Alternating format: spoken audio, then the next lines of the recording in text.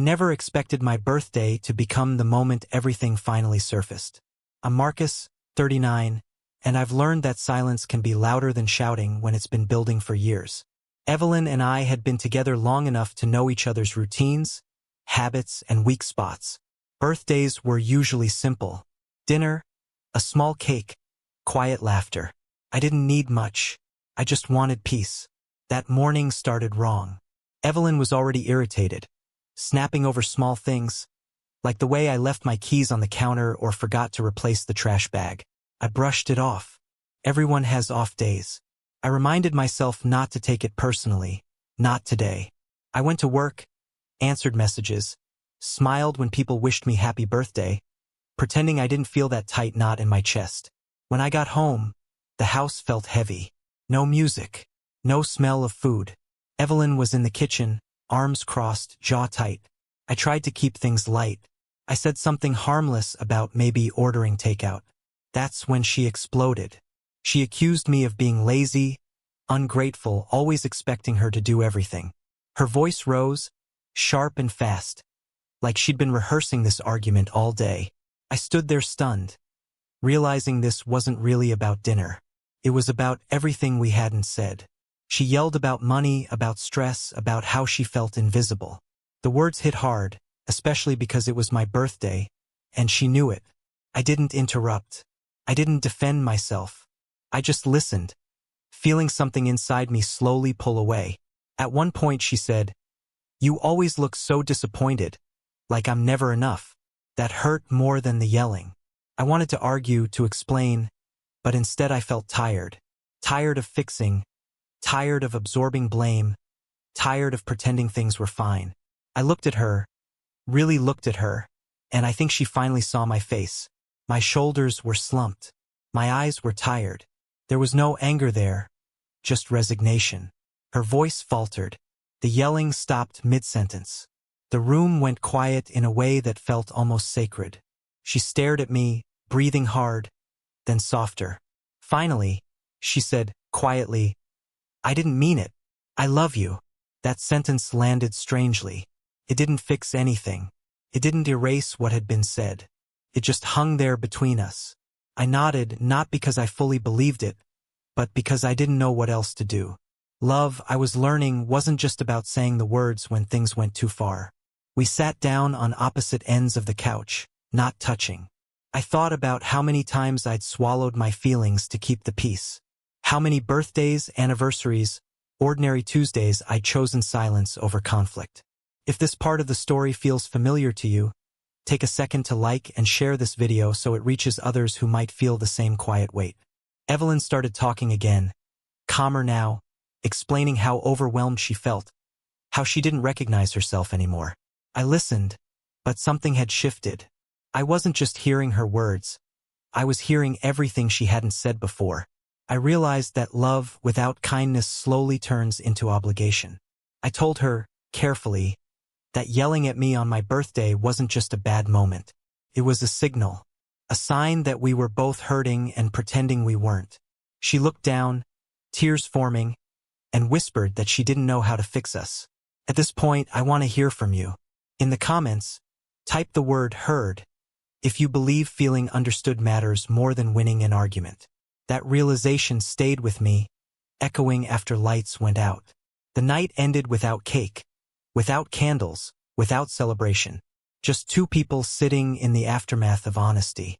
I went to bed wondering if love could survive resentment, or if this was the beginning of a deeper conversation we'd been avoiding for years.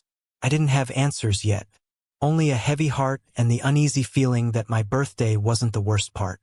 The worst part was realizing how long we'd both been quiet. I woke the next morning before Evelyn, the quiet in the house feeling different. Not peaceful exactly, but charged with possibility. I made coffee, sat by the window, and thought about how yesterday unfolded. The yelling, the silence, her words, "I didn't mean it. I love you," echoed in my mind. I realized love is rarely simple. It's messy, tangled with pride, fear, and exhaustion. When Evelyn came into the kitchen, she seemed smaller somehow.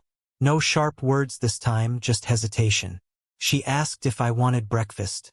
I nodded, keeping my tone neutral, measured. I knew any sudden jump into anger or blame would undo what little fragile honesty we'd managed to expose.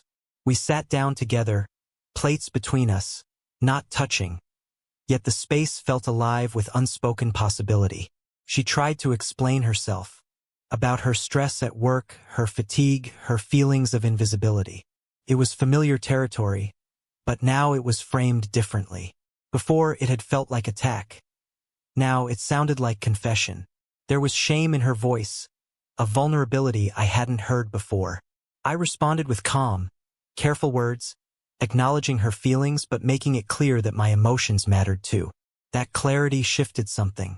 In the afternoon, we walked around the neighborhood, speaking softly, letting each word land before responding. I shared how hurt I felt, not with anger, but with honesty. Evelyn listened, really listened. For the first time in months, our conversation felt like connection rather than confrontation. There was no instant resolution, no magical reset, but there was a recognition that we were both accountable for the distance that had grown between us. If you've ever had a conversation that felt like it could change everything, take a moment to comment below describing the last time you felt truly heard. Your story could inspire someone else. By evening, I realized that birthdays aren't about celebration, at least not always. Sometimes they are mirrors, reflecting the truths we try to ignore. Evelyn and I made no promises about the future, no vows to instantly fix everything. But we shared acknowledgement, recognition, and a small commitment to try. That alone felt monumental. Later that night, we sat on the couch again. She reached over tentatively and held my hand, a quiet apology in the gesture. No words, just presence. It reminded me that love exists in small moments, in recognition, in the effort to be seen. That hand in mine was a promise, not perfect, not complete, but real. I squeezed back gently, letting the tension of the past dissolve little by little. In the days that followed, the pattern of old habits tried to creep in. Small frustrations, miscommunications, unspoken resentments. But now, when I noticed them, I spoke. Evelyn responded. Sometimes poorly, sometimes beautifully, but always with intention. The yelling had been loud and destructive. This was quiet and constructive. I realized that the loud moments aren't what define relationships. It's the quiet work afterward that shapes them. Now I want to ask you, based on this story, do you think couples should confront issues immediately or let emotions settle first? Comment your thoughts. There's no right answer, but your perspective matters. 1 week later, I reflected on how fragile and resilient love can be. Evelyn and I had no dramatic breakthroughs, no cinematic reconciliations, just small acknowledgments, apologies, and consistent effort. I learned that sometimes love isn't about fireworks or grand gestures. It's about noticing, listening, and showing up, even when it's uncomfortable. She approached me that evening with a small, slightly crooked smile and whispered, "I'm sorry for yesterday. I love you." Her words, though simple, carried weight. They were backed by awareness and intention. I held her gaze, nodding silently, recognizing that forgiveness isn't instant.